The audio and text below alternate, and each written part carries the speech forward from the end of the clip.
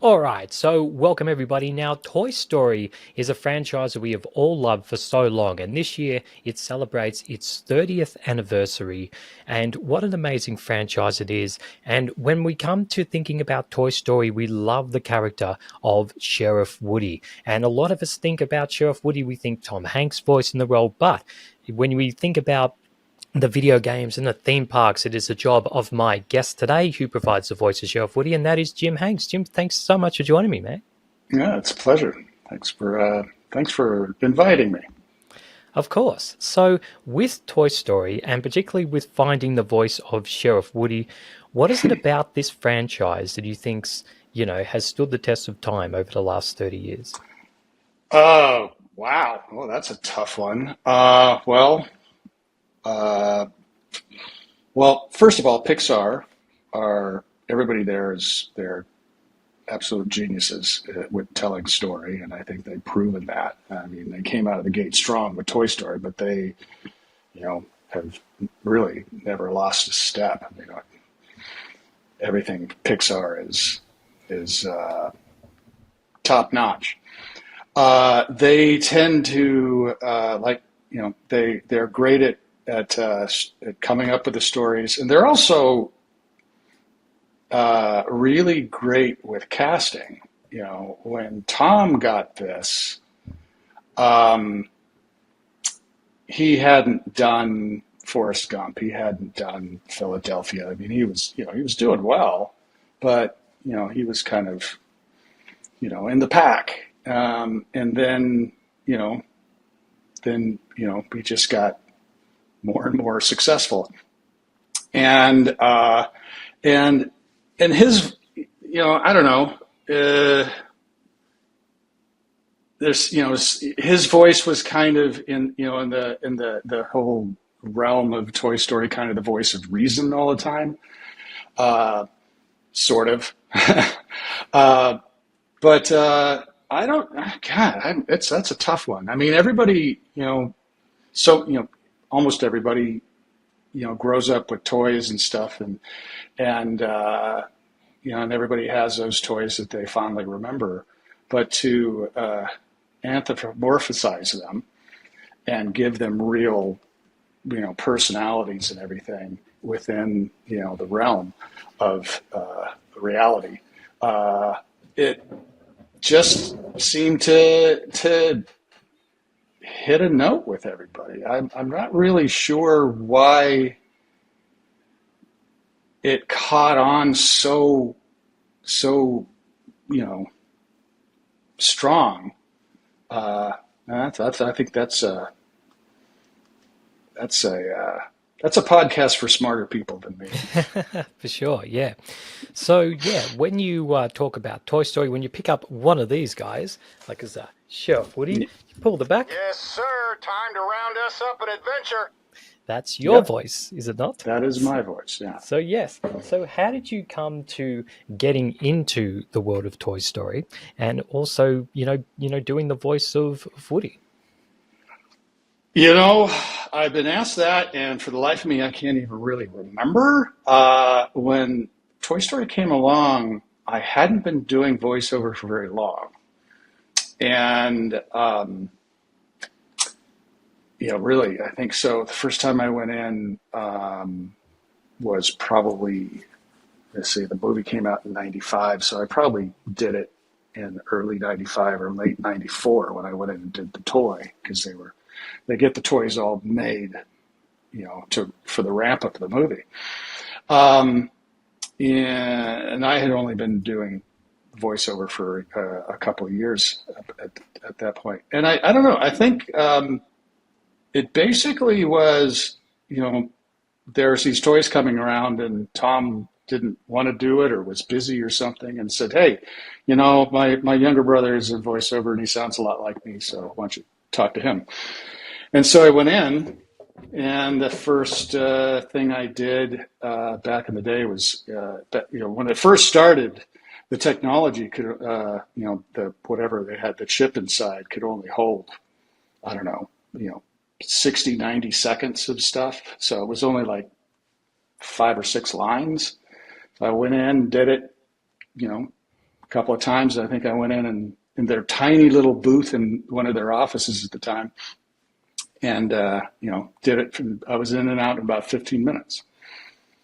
And I didn't know that. I was like, oh, that's great, cool, nice, yay. I had no idea it was going to last 30 years. Yeah. Now I have a couple of really good friends at Disney that we go out to lunch and chat and stuff like that. So, no, they haven't invited me to play on the softball team, but oh well. Amazing. So, yeah, it's amazing to be involved in this amazing type of franchise, such as Toy Story. And do you have any tips for anyone who would want to get into voice acting, or how to get into the Oh. world of voice acting, I suppose? Well, oof. Voice acting has really gone through a transition, and I do believe um, uh, it is being affected by AI because people are just using AI. I used to make good living doing television spots and stuff like that, and that has just all dried up. Um, as far but then there's so I don't know, to be honest, I don't know how much uh, voiceover industry there is nowadays or is going to be. Beyond that, though, I think the thing is, what I always tell people is when you to do voiceover. Um, One of the things I learned really early on is when you're doing voiceover. Sorry, Matt's flying around. Um, you when you're talking into the microphone or doing anything, whether you're always the best direction I ever got is imagine yourself talking to one person. You're not talking to generic. You're not talking to crowd. You're always talking to a person. So that is a really specific yet vague direction. And the other thing I tell people who want to get into it is you got to keep people's interest. They got to keep people's attention.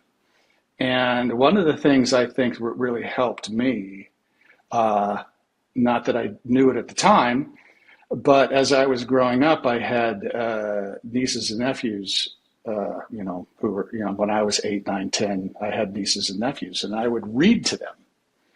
And nothing teaches you more about how to keep anybody's attention than trying to keep a 2, 3, 4-year-old's attention when you're reading a book. Is you got to change voices, you got to keep the inflection, you got to keep the energy up, all this kind of stuff, and that translates really well into voiceover. So beyond that, then there's a lot of classes around. There's I'm sure there's great teachers, and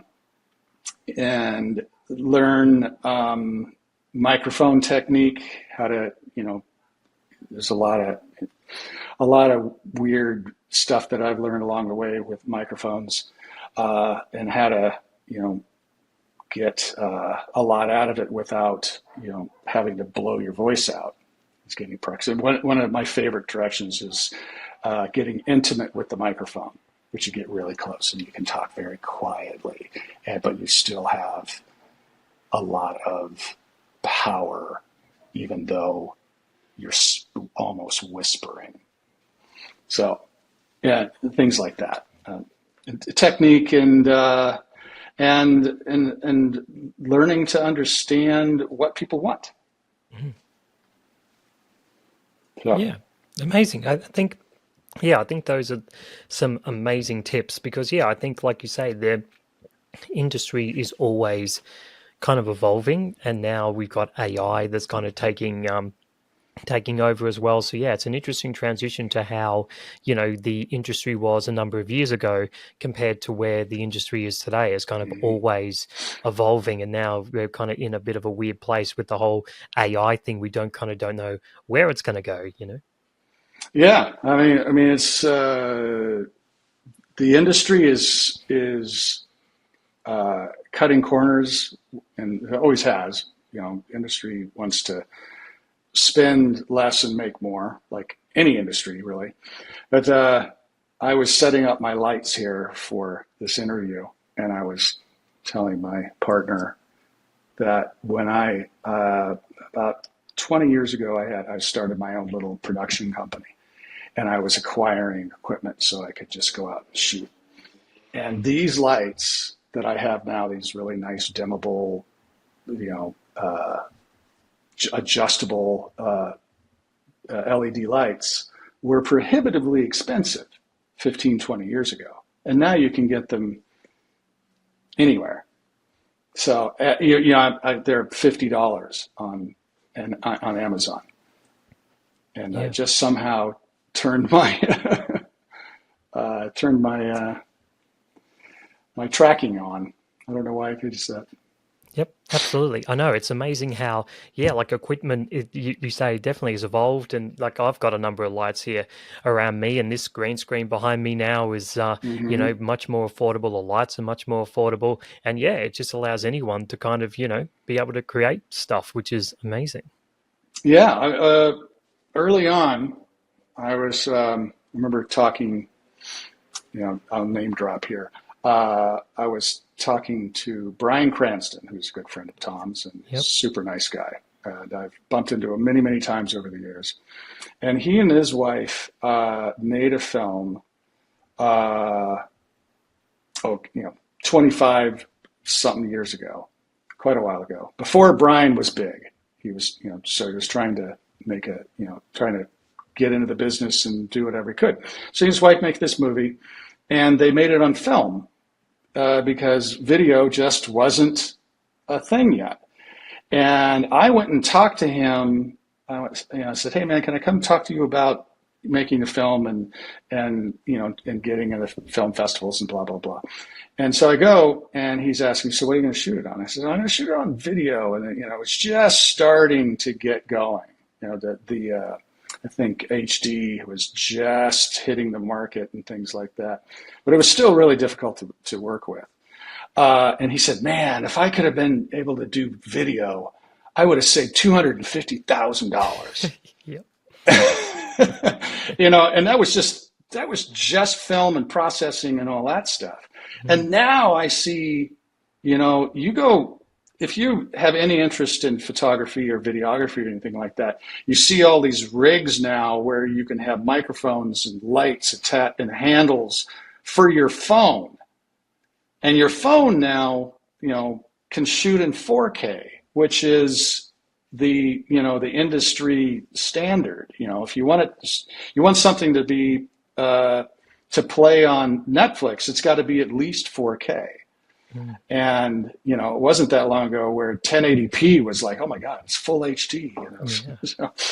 And so people are walking around with basically a film studio or something that is good, if not better, than what we were shooting with 15, 20 years ago. Right here. It's crazy. I know. And I can call my family at the same time. Yep. It's absolutely amazing. So getting back through the whole Toy Story, there is one coming up next year. So I was just wondering, are you currently doing any work for the upcoming film? I've done a couple of, merchandise stuff. Matter of fact, I have a gig doing two things for Toy Story tomorrow. So there's definitely Toy Story 5 stuff coming out. And I did a podcast 1.5, 2 years ago, I think now, something like that. And I didn't know I wasn't supposed to say anything because Tom mentioned it. And I mentioned it in the podcast, like the podcast was like a week later. And then all of a sudden I start getting all these things going, "Hey man," and it's all these articles about Tom Hanks's brother confirms a Toy Story 5 coming out. And I had no idea. Whoops. I never, nobody got angry at me, but I was like, oh wow, I didn't realize I was the one who was confirming it. So Yeah, that's bizarre. unbelievable. But yes, there is a five coming out. I I did a thing a couple of months ago that I'm doing stuff, and they had to explain to me kind of what was going on, so I had some sort of idea of how to say things. But I really, I don't know anything about the movie. I really don't know what's happening. So it'll be a surprise to me.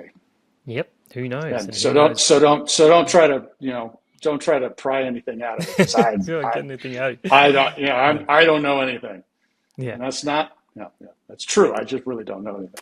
Awesome. So it'll be interesting to see where that goes. So before I let you go, Jim, of course, we're talking about this amazing franchise and you're doing some amazing work on it. Is there a favorite line that you've done as Woody that you love to do or that you've done over the years as Woody? Is there a favorite line that you have? Oh boy, favorite line. There, boy, there's There's a been lot a of them. couple. Yeah. Yeah. Um, I think my favorite line was one that was supposed to be in the original Toy Story, but they cut it and then they put it, I think it was in, I don't remember. It eventually made it back in. And I've said it a couple of times, and it's, uh, sure, I'd like to join your posse, boys, but first I'd like to play you a little song. And It's a great one. that one has always cracked me up. Yeah. Uh, yeah, and there's been a few. And there's some, because I have the memory of a gnat. There's some new lines that are pretty darn funny.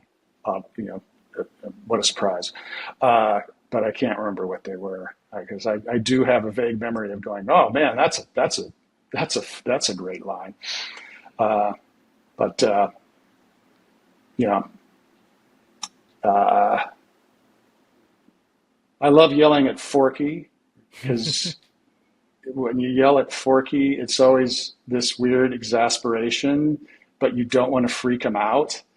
So it's just like this kind of control. Forky, hey, fork, no, no, talk, yeah, that kind of. It's yeah. There's all kinds of. Or one of my favorite lines is, "You are a toy, T-O-I toy." It's an easy one to get back into the Tom's voice. And one of my favorite things to say about how I do Tom or how I do Woody. Woody, especially in the early days, because especially in Toy Story 1, Tom just yelled the whole time. And he's talked about that. But I've always said that my Woody is my impression of Tom yelling at his kids. Get down from there! It's kind of his whole thing. Yeah.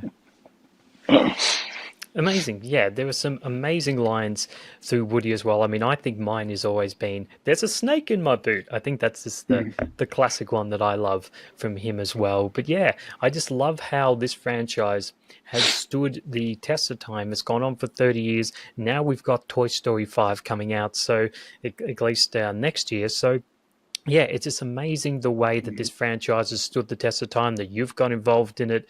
And yeah, and you've been able to play this really great character in Woody. Yeah, I am very appreciative, feel very blessed that I can play, that I've had the opportunity to play as this one guy, even though it's all ancillary, as for 30 years. I mean, it's really quite cool. I mean, I don't know very many people in my industry who get to play something that long. And Tom's been really great about letting me do it. So Yeah. Amazing. All right, yeah, Jim, thank you so yeah, much for joining me, talking a little bit about this franchise and how Toy Story has kind of stood the test of time and your involvement with this great character. It's been really great for you to be able to join me and have a chat about how good Toy Story is. So I really appreciate you taking the time and talking all about Toy Story, and all the best with your career going forward. And yeah, look forward Thank to you. seeing where Toy Story 5 goes. All right. Well, thank you very much. And my other favorite line that I like to actually sign when people ask me to sign Woodies and stuff is, "You're my favorite deputy."